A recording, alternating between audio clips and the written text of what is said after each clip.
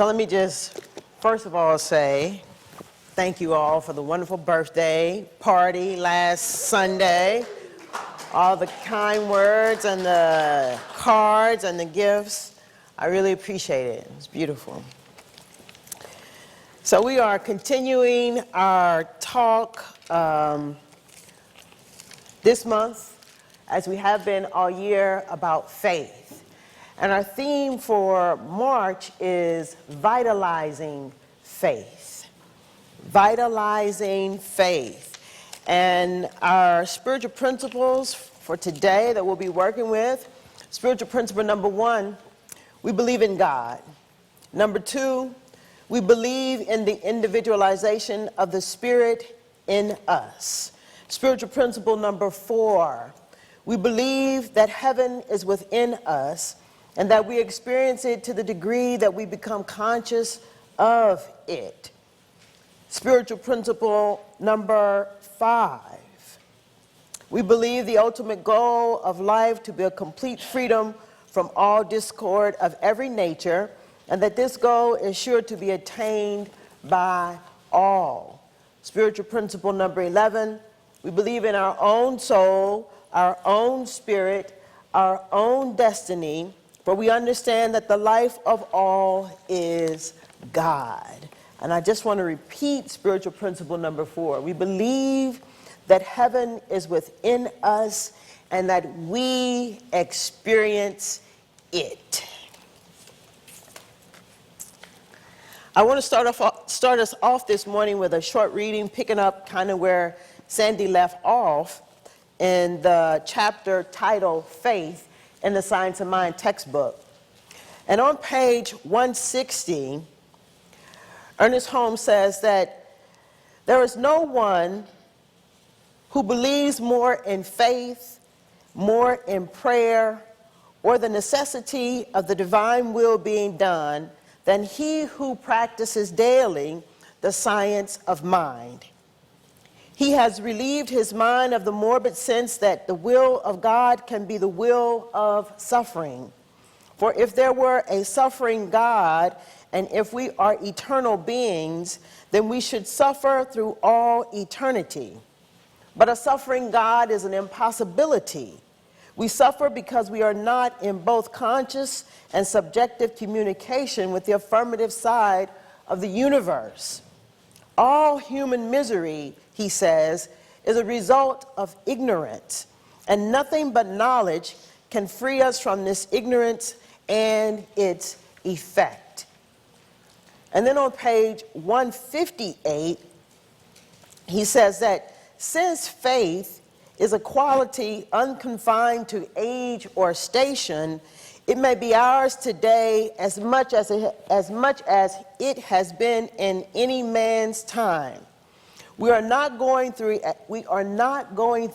a harder time today, a longer or darker night than has ever been experienced before. It only seems darker because we have lost faith, the beacon of light. He says if one will have faith in himself, faith in his fellow men, in the universe, and in God, that faith will light the place in which he finds himself. Faith in his fellow men, in the universe, and in God, that faith will light the place in which he finds himself, and by the light of this faith, he will be able to see that all is good.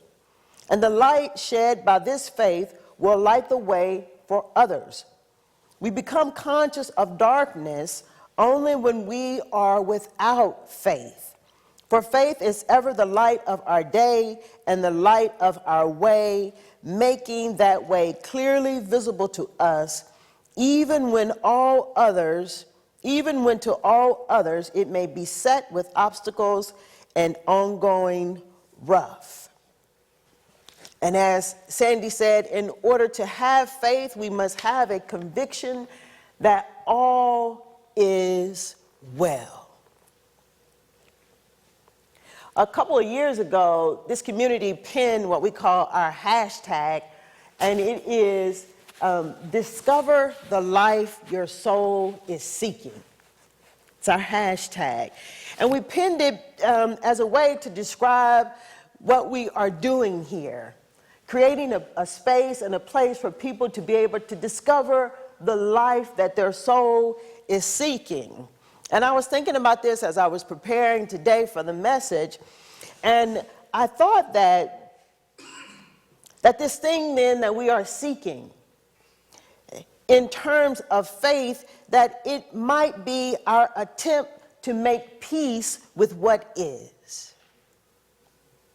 At this seeking that is before us, an attempt for us to make peace with what is, whatever is going on in your life and whatever is happening out in this world, that we make peace with it.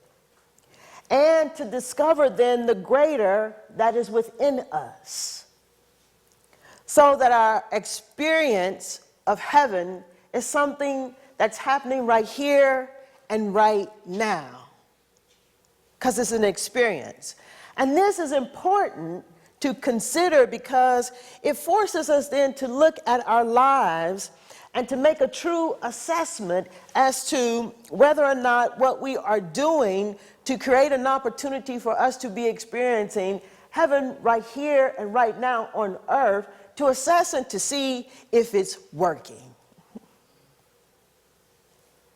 To see if it's working, or to see whether or not it's not working.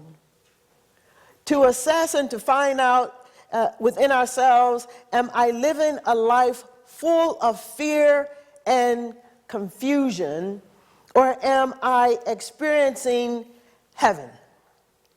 I'm going to read just a little bit, not a lot, or to highlight what Sandy read in Vitalizing Faith on page 159 in the Science of Mind textbook. Once again, he said that it's in order to have faith, we must have a conviction that all is well. And in order to keep faith, we must allow nothing to enter our thought which will weaken this conviction. Faith is built on belief, acceptance, and trust. And whenever anything enters our thought which destroys in any degree one of these attitudes, to that extent, faith is weakened. He says, pure faith is a spiritual conviction. It is the acquiescence of the mind, the embodiment of an idea, the acceptance of a concept. And if we believe that the Spirit incarnated in us can demonstrate, shall we be disturbed at what appears to contradict this? We shall often need to know that the truth which we announce is superior to the condition we are to change. In other words, if we are speaking from the standpoint of the Spirit, then there can be no opposition to it. And Emma Curtis Hopkins, in her book, Scientific Mental Practice, she says that this, in terms of Jesus and his teachings on faith, she says that he did not say, according to thy denial, or according to thy affirmation, be it unto thee, but accordingly to thy faith, be it unto thee. And Moses said, let there be a firmament in the midst of the Christ according to thy, let me start that piece over. And Moses said, let there be a firmament in the midst of the waters. And mint means mind, from the Latin word mens. We call a firm mind faith. Faith is having a firm mind, and one must have a firm mind in order to vitalize their faith. That it's based on belief, acceptance, and trust. And so we have to then start questioning ourselves. Do we know what we believe, and do we accept what we believe? And do we trust what we believe? 2 weeks ago, while I was in Denver, there was a speaker. Her name is Kat Kim, and she is from the Seattle area. But she was speaking, and she was saying that it seems to her sometimes in this teaching and in New Thought in general, that in some ways it has become a consumer spirituality. And that how what's ancient and sacred has been transformed into this consumer spirituality of sorts. That is, that we think we can pick and choose and use it how and when we want to, and then we can get rid of it and go out and buy a different type of it. And that it seems to be everywhere.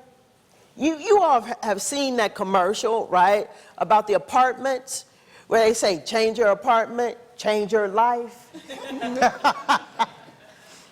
That it's consumer in this type of way, and that we have got away from the sacredness of it. And we think we can pick and choose and to use it when it's convenient for us, and it doesn't disturb our comfort. And then 2 weeks ago, in another opportunity, they were interviewing Dr. Ken Gordon, who was the spiritual leader of Centers for Spiritual Living.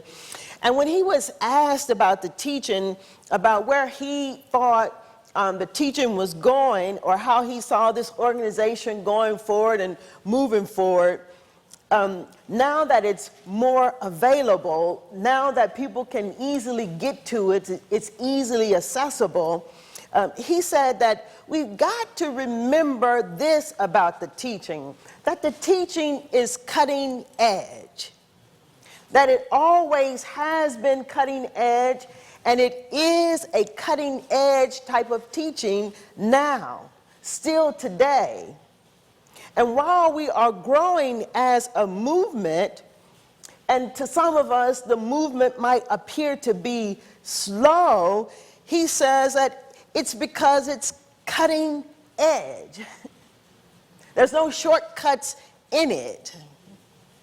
That we implore you to begin to start thinking, to think a greater thought. And so it's cutting edge because we're asking you to make peace with what is. I would say that's cutting edge.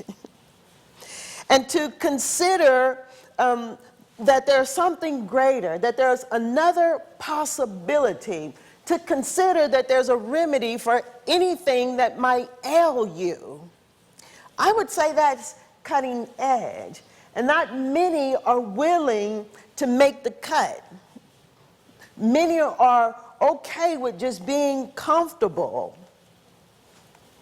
And so, as Emma Curtis Hopkins said, then faith is having a firm mind and understanding that faith and that the teachings of truth, that it won't allow you to do nothing and to expect something. It's cutting edge.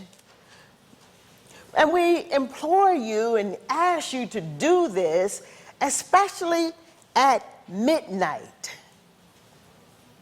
when the times in our life seem to be the darkest, when it's dark outside, when things appear to be in their darkest and drabbest moment. And Dr. Martin Luther King described midnight like this. He said, midnight is a confusing hour when it's difficult to be faithful, when no one's watching, when the hour is at its darkest moment, that it's difficult to be faithful. And he says it's difficult to be faithful when we are perplexed by the uncertainties of life. It's difficult to be faithful when we are confused by daily disappointments, when we are disillusioned by the ambiguities of the past, when we are confused about what happened yesterday, thinking that it is what is preparing us for our tomorrows. It's difficult to be faithful. It's cutting edge because it asks us to stand in the darkness and to affirm the goodness and the greatness, the power and the presence of God within us right here and right now. It asks us to affirm and to know that heaven is an experience, and is the experience that I am having now.